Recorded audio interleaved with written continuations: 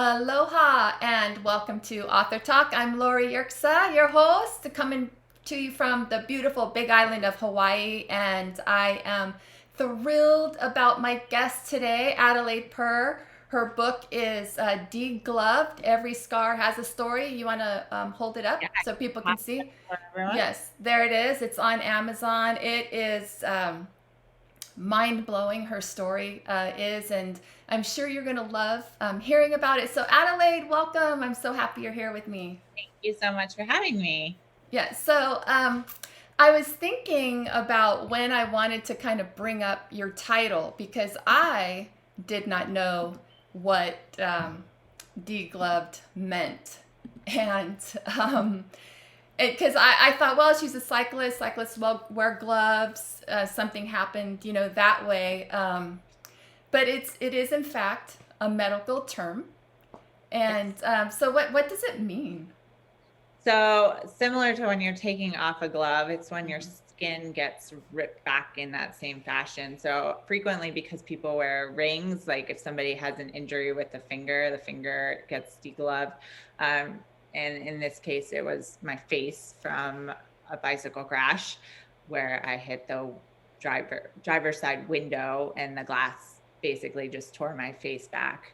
But also, I've had this conversation. It was kind of a cool title when I think my husband and I were brainstorming, and when we came up with that title, it's also like peeling back what happened to somebody after a trauma. And so there was kind of that level of it too. That's like a Oh, nicer way to think of the title of the book. yes. But yeah, the Actually, medical title is a scary way to think of it. it is. But I like that you put that kind of that deeper meaning to it, that it just kind of pulled back, well, your life to take a look at pretty much every aspect of it. Yeah. But so you had a crash, but tell us a little bit about yourself before the crash. Before the crash, I was dating my boyfriend. We had been dating for probably close to 2 years. So we were living together and we kind of just had routines that you get in with a couple as a couple. Our excitement really was he was a cyclist. He was a Mm-hmm. professional cyclist. So he got me into bike riding, and my car ended up breaking down the year before. So we became bike commuters, worked in the bike industry. So very quickly, even though I'd only known him for 2 years, I was enmeshed with the cycling community. Mm-hmm. And then we had a small puppy. We were in our late 20s. We were figuring it out. Mm-hmm. Yes. Beyond Yes. that. Yes. So you were cycling. Well, you came to be professional cyclist, but before like technically being professional, licensed, you were an athlete. I mean, you were in shape. Run, swim, triathlons, like high level cycling and all of that. So you know how to ride a bike and all the rules of the road and code and all of that stuff as a cyclist enthusiast, but as at a high level. Yeah. Yeah. Um, Yes. even though I did, and even though I knew after the crash that I was following the rules of the road when it happened and that it was not my fault, Mm-hmm. there was always, for several years, it took me a long time to get past that point of feeling like I could have done something. Mm-hmm. Like what could I have done? You just replay the scenario in your head over and over again, thinking maybe I didn't do it well enough, but I was following the rules of the road. It was not my fault. Yes, yeah, and I can't wait to talk about that whole part, the legal process here in a little while. But so it was October 14th, 2014, and you were out on a training ride, or just out riding, and you were on a training ride and coming down a hill, and what happened? So I just remember I was on a TT bike. So they have, if you think of triathlons or seeing somebody kind of more hunched over on their Mm-hmm. bike, I was more hunched over. in the aero bars, and I'm not a speedy downhiller. Like I don't like the speed of downhill. So I was going fast enough that, I was carrying my momentum. But I was not a speed demon. And so I was hunched over going downhill, and this flash of red just came into my view. And before I think I really had time to process what was going on, I popped up and braked as hard as I could. And so in the process of braking, I ended up bruising my hands front and back. But the last thing I remember is skidding out. So I basically had locked my brakes up so hard that I shifted to my left. And then I don't have any memory of anything after that, except for the EMT who put me into the ambulance, and he said her face is peeled off. Oh gosh. Of all things for you to hear, in the moment too. It's a weird one. But the weird thing was that I didn't have any memory of hitting the car or anything after, even though I was conscious.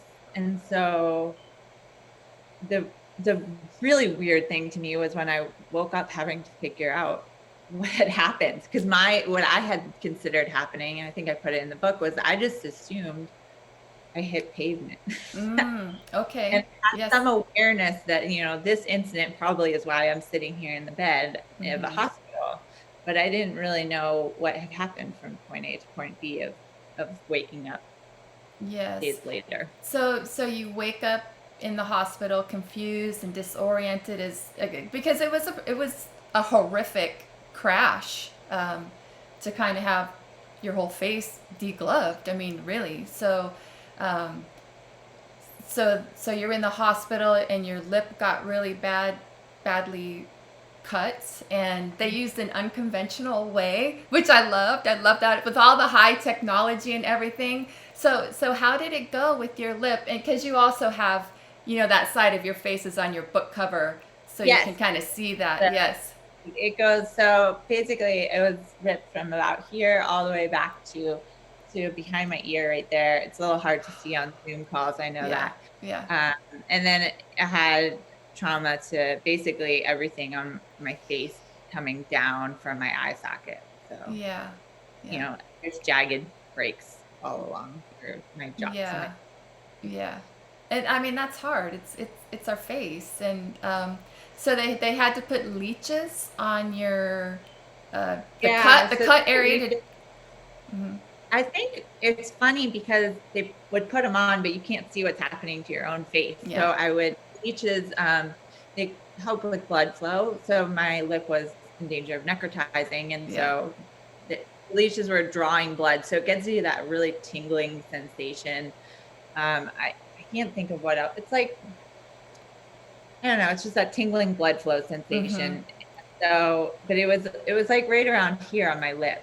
But it was funny because even that, I don't know exactly. Like they didn't place them down my neck. They just placed them on my lip. But I would try and be the detective. Like, well, that's what that feels like. But it was just kind of this throbbing, and it was like, well, what's it look like? What does this mean? So it took me a while to figure all that out. Yes, but that's what ended up kind of saving your lip, right? With the leeches drawing the blood. And that's amazing to me. I actually loved that part about your healing process. It's not a usual thing yet. They're just starting to, I think it's like coming back into practice more frequently. So what would happen was my nurse would come in with like 3 other nurses behind her from other floors of the hospital that were like, can we watch? And it was like, it was exciting to everyone, the nursing staff, as well as my family. And it's no surprise. It's an interesting little fact. Yes. Yeah. So you were on a ventilator. It was, near death, from the crash and all of that. And your family, of course, came into town and I love Kenneth. I'm like you, Kenneth. He's great.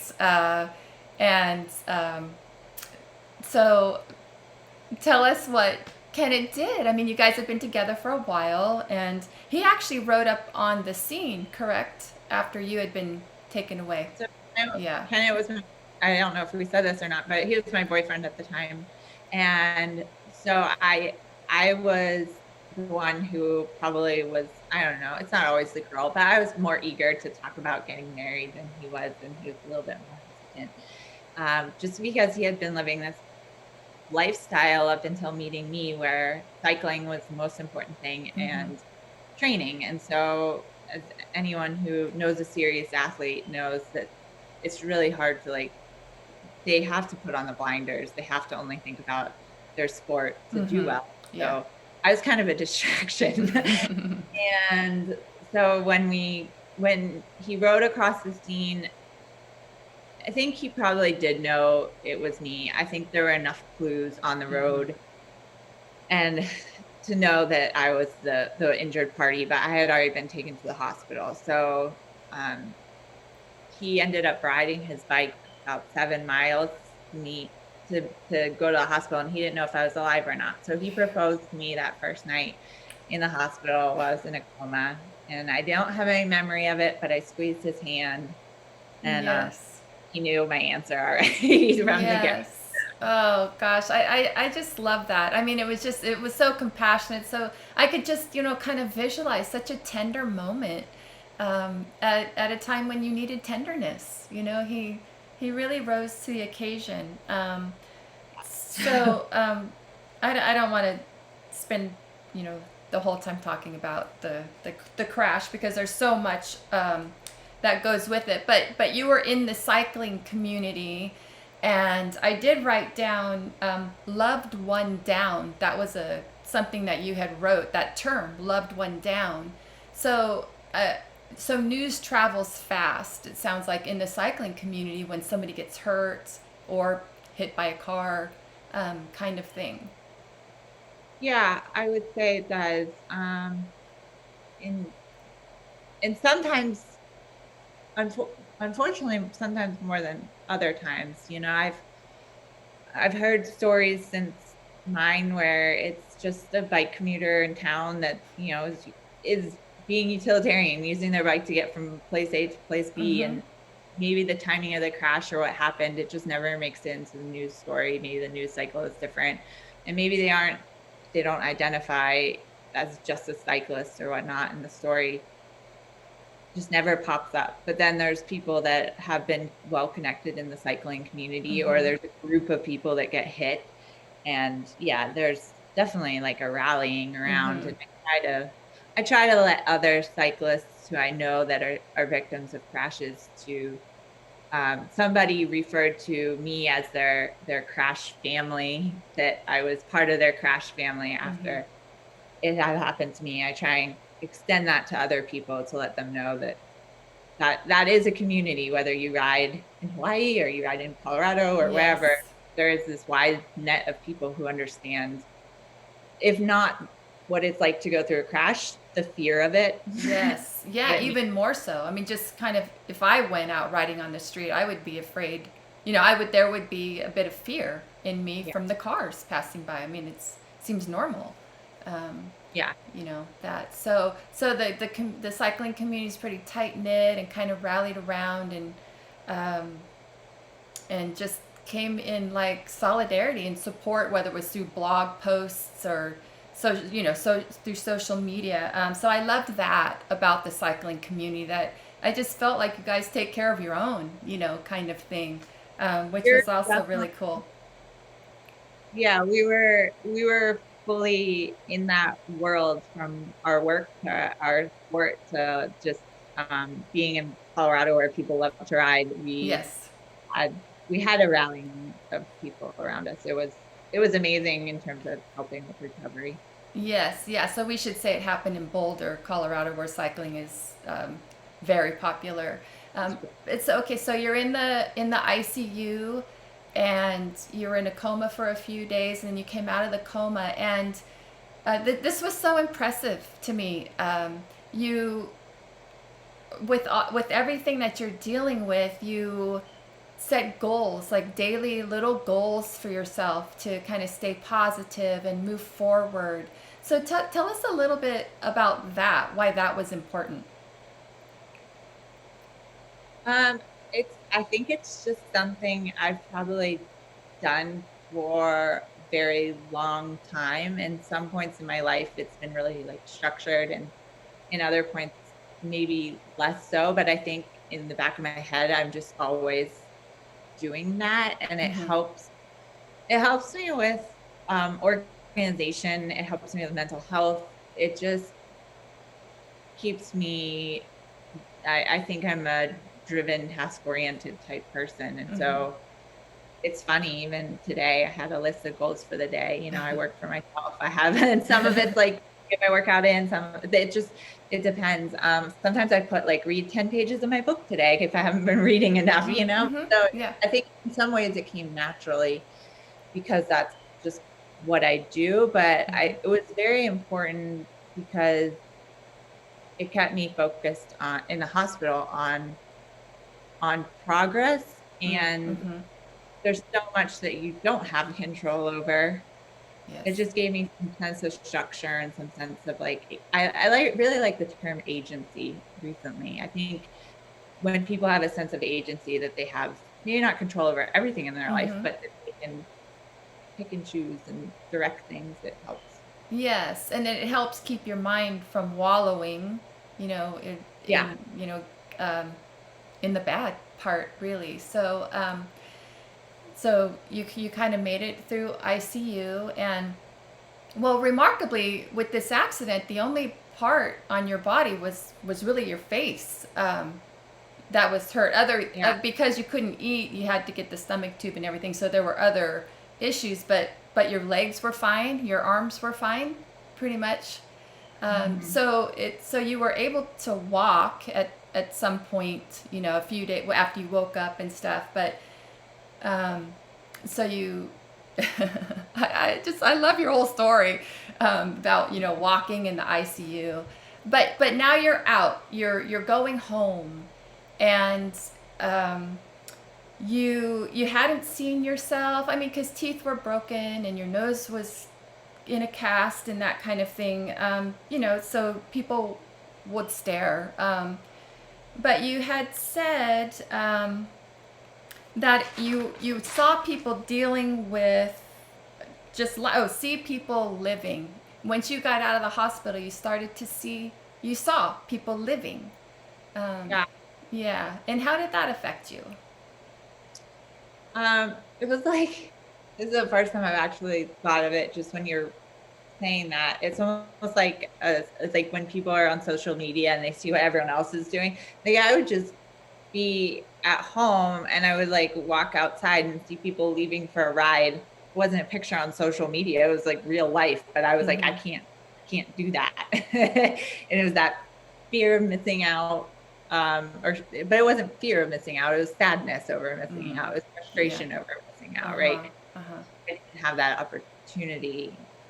And it was way less challenging in the hospital because I was so isolated from the outside world that all the attention was directed on me in the hospital. Yes. And so I didn't really have to think beyond those walls.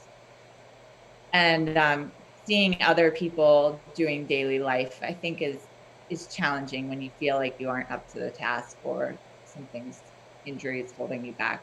Yes, I mean, especially because you sound like you're driven. You're very driven, kind of goal-oriented, elite athlete. And then for all of that to come to a halt, but yet the world keeps turning. And so that kind of struck me as one of those. It's like, after being in a coma and different things, you go out, and that's right. The world kept going. So that struck me. But one of the other things besides your injuries that you had to deal with was the mental issues. You write about having bipolar 2. And so in your recovery and in the healing process, especially the emotional, psychological, that exacerbated, I don't know if that's the right word, kind of the bipolar 2. So you were dealing with like two major obstacles, I guess, it's for lack of a better word, to deal with. So how did you manage that? I'm not going to say I managed it well. I don't know that I did. I think I did a good job describing it. At times I did not manage it well in the book. I was fairly honest about that. In reality, I think part of the struggle was like anyone who goes through a crash has things that are difficult or frustrating. And so the stress did make bipolar worse at times, but also it was kind of hard to distinguish like what's just normal anger at the situation, what's bipolar, what's PTSD, which I didn't even acknowledge for the first few years that I had. And so I think I was kind of it was like muddled waters. And sometimes if you don't know what the problem is, it's just like if you just don't know how to fix it.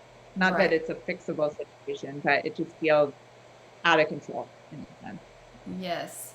And so you have to kind of figure out adjustments to make. And I felt like in your book, you know yourself so well. I was really impressed with that too. And so you, even though sometimes it got the best of you, you really knew how to work through it, as best you could. You just impressed me. That's all. So if you a couple, I think a couple years passed, at least 1 year, I think, passed, and you started to kind of you read the police report, or you read the story in the newspaper and didn't like how it was written, like how it was told, because it was inaccurate. So talk about that a little bit, and about how the facts, are wrong a lot of times. They are. So in my particular case, that what happens in these crashes, and I think sometimes we forget how stories are reported in the newspaper, but in my particular crash, there was a public affairs officer who got called by the newspaper. The newspaper reporter was like, "Hey, there's been a crash. Can you tell us something?" Well, the public affairs officer is sitting in an office like 50 miles away from where the crash happened, and hadn't necessarily been to the crash site intersection at any point, let alone after the crash had happened and there's still blood on the pavement and there's still a car with a shattered window trying to figure out what had happened. And so it's not their fault in the sense that they're trying to get reporting out quickly, but so often, there's no like, the investigation has not been done kind of thing. Like there's no follow-up, right? So after that story goes out, there's not a second story to say what actually happened. And so the public really only gets this huge story, which in my case was like, she hit the car. The driver stayed on the scene. The commonalities for anyone that sees other crash reports in the newspaper, they'll say that the driver remained on the scene, and didn't have drugs, or they don't think drugs or alcohol were involved, which is fine. That's all factual. But it kind of gives like kudos to the driver. Like they stayed on the scene because, like, well, if you do a hit and run, that's another charge. Yes. And then they say like whether the cyclist was wearing a helmet or not, as an implication of whether the cyclist was being safe. And so there's a lot of little wording details about how these articles are written. And it is infuriating because I've come across people who thought that my crash was my fault. Right. Yeah. Yeah, and also too, that creates a bias in the drivers against cyclists. When so you kind of became a mission for you to kind of learn the laws, and kind of help to change that, because through your whole process, when the laws came about with the settlement process, and how there was a big disparity between the felony and the misdemeanor, or reckless and careless driving.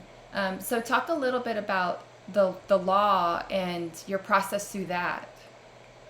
So I had an amazing attorney who also was president of Bicycle Colorado, which is an advocacy group. And that really helped because my conversations with him translated into some of the advocacy work being done by Bicycle Colorado. Mm-hmm. And a lot of the conversations were like, I know I was out for a training ride, but me cycling, that was my mode of transportation. So I Mm-hmm. did it for training, but I also used it to go to my friend's house. I used it to go to a grocery store, and I didn't own a car. Mm-hmm. And now I'm coming out of the hospital and I have to buy a vehicle because A, I'm injured and I can't get back on a bike right away. B, I Mm-hmm. have doctor's appointments to go to. And C, I now have PTSD for the rest of my life, where some days I'm just not going to feel like being on a bike in Yeah. traffic the same way Mm-hmm. I used to.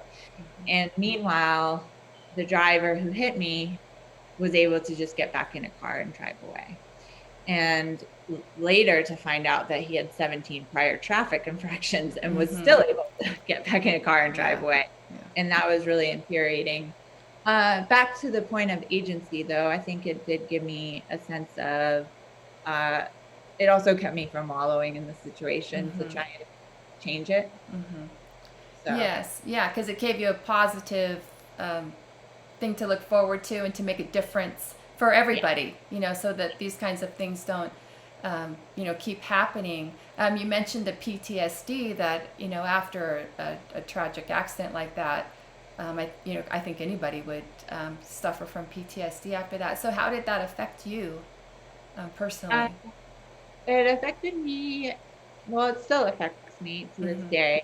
Mm-hmm. I'm a little bit more, I still go out and ride and still ride on roads, but if I'm doing a long ride and I'm around traffic for a long time, it just heightens my, like, probably my cortisol, and just, yeah, I can Mm-hmm. just feel Mm-hmm. when I get off the bike that I'm not just physically tired from my legs, but I'm just kind of more emotionally drained. If I go out and ride at the same time as my husband Kenneth, sometimes I'll see a car speed by and I know Kenneth's at the road. And so I kind of, my thoughts go to those worst case scenarios. Probably I imagine like what a mom would feel like with a new kid, like a newborn or somebody, like a new kid, your firstborn kid, and you're like, oh no, they're on the playground. Are they gonna fall? Are they gonna, like, and you maybe you go to that worst case scenario. I end up going there with friends or with Kenneth, or even myself. Mm-hmm. Uh, what's that driver going to do and what's going to happen. It's very real. Yes, yes, and I like the way that you included all of the other people. So it wasn't just you. I mean, your boyfriend, now husband, drove up on the scene, saw the wreckage, knew it Yeah, was you. I mean, he's out riding his, you know, he's out cycling and training pretty much every day for hours, and so this whole thing, had a big effect on your loved ones as well, and Kenneth in particular because he was a cyclist. Um, it's so interesting how I was talking to a friend that was a nurse the other day, not a nurse that treated me, just a friend that I know that happens to be a nurse who happened to be working through a recent incident where there were a lot of traumas coming into the hospital. And um, it was just talking to her about her experiences and just being like, whoa, like what you go through. Like the nurses, I didn't include this so much because I didn't meet my ER nurses. I was unconscious mm-hmm. at that point. But like Yeah, even an ER nurse having to come in to work and treat, a trauma patient, it's just not, it's their job, but it doesn't make it easy. It doesn't right. make it easy for the police officer, for the first responder Yes. to see that. Yeah. I think just expands. It just, Yes. the trauma dissipates to a lot of Yeah. people. I mean, I wonder that, too, about the trauma nurses and the first responders and stuff, kind of day after day. Um, and so, remarkably, though, through all of your, through the PTSD and kind of the bipolar and still, healing from your injuries, you get back on your bike and eventually started competing again. So, kind of tell us how you worked through that, how you kind of moved through like the fear and everything to be able to get back on the bike. For me, I think part of it was that I felt that I lost a little bit of myself after the crash. It changed the trajectory of my life a bit. Mm-hmm, mm-hmm. And I there's a lot of positives that one could say came out of it too. I'm very, very fortunate in I can say that. Mm-hmm. Outcome was not worse. uh, so in one aspect, I didn't want another thing taken away from me because I didn't want it to not be my choice. When Yes. I put my bike up on the wall for the last time, I want it to be because I made that conscious decision. And knowing that it's my choice, I also know that I really enjoy riding with my husband. It's a way that we share. It's basically how we do dates sometimes. We Mm-hmm. go out and ride together. Of course, and he rides solo with me. Um, and I ride with friends. And when we ride together, we talk about stuff, and it's very meaningful conversations. Mm-hmm. And today I saw two coyotes on a ride, and I get to see all sorts of wildlife when I'm out. Being that we're in Tucson right now, I saw javelina like a month ago, which was super cool. So you get to see things and you slow down the pace. And there's an amazing book, How Cycling Can Save the World. But like, it's also a really good way to get us in communication with each other. People behind car doors, we don't interact with each other the same Mm-hmm. way. Mm-hmm. It's a great way for the environment. Like there's so many, it's a good way for your physical health, for your mental health. Like there's so many positives wrapped into this one 17-pound thing with two Yes. wheels, right? And it's Mm-hmm. amazing. I wasn't ready to call it good. So I still get days where I'm have fear. I still it still impacts me, but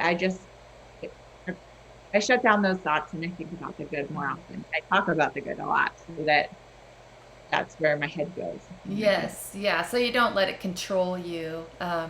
Yeah, because you've got the tools to manage it and to know how to manage it. Yeah. Yeah, and be able to move forward and heal with that. Um, so are you still advocating for new laws and kind of working in that area to make things safer and more equitable between cyclists and drivers?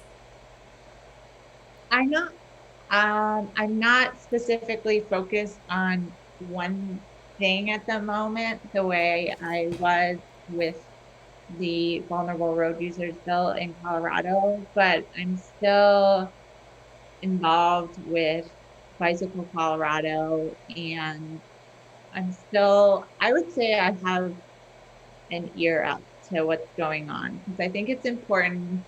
Just because I've been a crash victim does not mean I know every detail about advocacy. There's Mm-hmm. people that their job working in advocacy, they have a lot of knowledge about arenas outside of what I went through that I don't. And so Mm-hmm.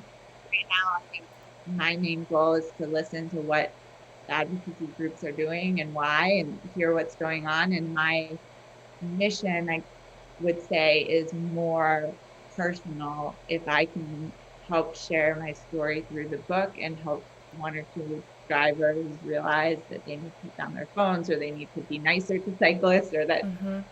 or just understand a little bit more what it's like for the cyclists on the road, then that's a small but positive change.